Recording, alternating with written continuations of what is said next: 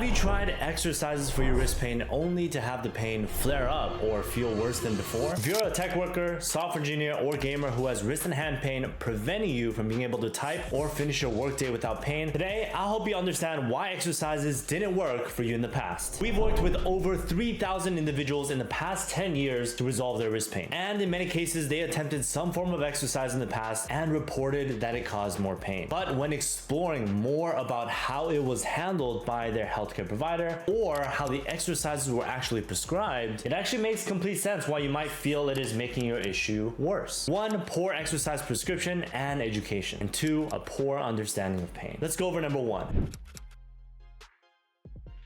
Often when we explored more about our patient's previous history with exercises, we find that the exercises are prescribed without any real assessment of their specific endurance or overall physical conditioning. Essentially, they're provided 3 sets of 10 with 2 pounds or a really light weight without actually considering what their capacity is, how much they can perform with that exercise, at what percentage of their body weight. There wasn't a standardized approach of how to prescribe their exercises. In a few cases, their strength is assessed, yet strength of our wrist and hand is not really needed to repeatedly perform an activity over long periods of time. Instead, it's endurance. And it's typically less than 1% of individuals that have any form of standardized endurance test performed. And this is because research is behind. And we're the actual team that has established the standardized test with its normative values. Now, it does take time to get that integrated into medical education curriculum and practice. Think of it like this. When the baseline or the health bar for your respective muscle group is not assessed, what we see is these conservative approaches of exercise. 3 sets of 5, 1 pound, 2 times a week. But it should actually be prescribed based on your specific level of endurance and what we know will improve endurance. Higher repetitions with increased frequency throughout the day and the week. And that means up to 2 times a day of sets and reps in the ranges of 3 sets of 15 to 25 for 3 to 5% of your body weight. And of course, being patient with the appropriate tissue adaptation timelines of your specific muscle and tendon involved. Most often, the tendons. Now, let's discuss poor education. This isn't the only problem we've seen. Often, healthcare providers fail to provide education and context as to what the individual might feel as they're performing their rehab program, especially when they consider the level of that prescription compared to their level of conditioning. Now, let me share an example and ask you a question. If over several years you have less physical activity, is it normal to expect that our endurance or max HP will reduce over time? And on top of that, you might have already been told to avoid any pain during exercises from your healthcare provider, creating the idea that pain must mean some form of damage or prevents recovery. But as I'll describe in the next section, pain never tells us about the state of the tissues. And as a result of this, it's useless to measure progress. Function is how we better measure progress. So if you have limited amount of endurance or capacity and you start exercise at a level that is close to your limit to allow for some progression, would you expect more soreness and symptoms? Or 2, no change in soreness and symptoms? Or 3, less soreness and symptoms? In most cases, it leads to more soreness and symptoms until the body adapts. But your response to these symptoms requires a better understanding of pain.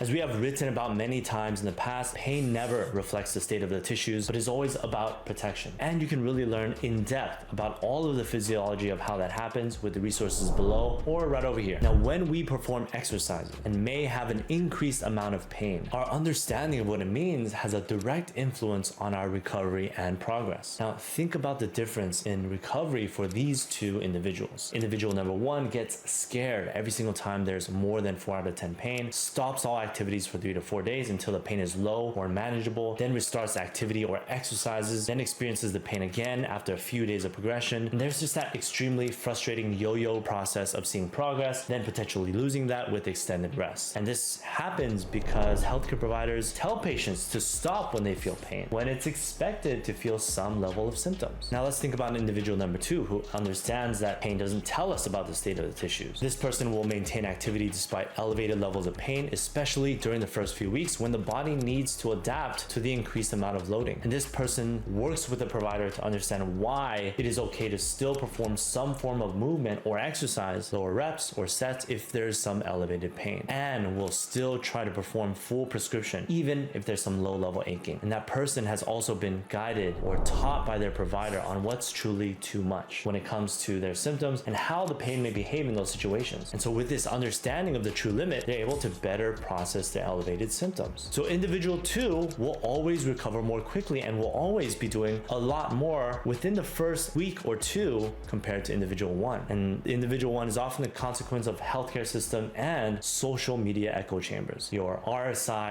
Reddit doomers. Now, I encourage anyone who has been struggling with chronic pain to read or watch through mine and Elliot's posts on the science of chronic pain so you can really understand the influence of chronicity and your pain experience, as well as your thoughts, your beliefs, your past experiences, and how all of that influences your experience of pain specific to exercise or even your activity. To maximize recovery with an exercise program, you need both. You need a thoughtful exercise program and prescription that's set at your level and focuses on endurance. Number 2, you're guided on how to best progress, regress, and respond to various changes in symptoms as you navigate your recovery with changes in activity. If you're tired of trying exercises prescribed from your healthcare provider that doesn't consider your specific physical conditioning, understanding of pain, and activities or hobbies you want to perform, then book a call with us today. During this call, we'll perform an in-depth assessment of your specific injury, pain behavior, your physical conditioning, your lifestyle, your understanding of pain. Take all of those variables and information to help you understand what you need to do to start making progress with your recovery. All you have to do is apply with the link below or right up here. And otherwise, if you want to explore some of the case studies of the individuals we've actually helped, check out this video over here or more of the links down below.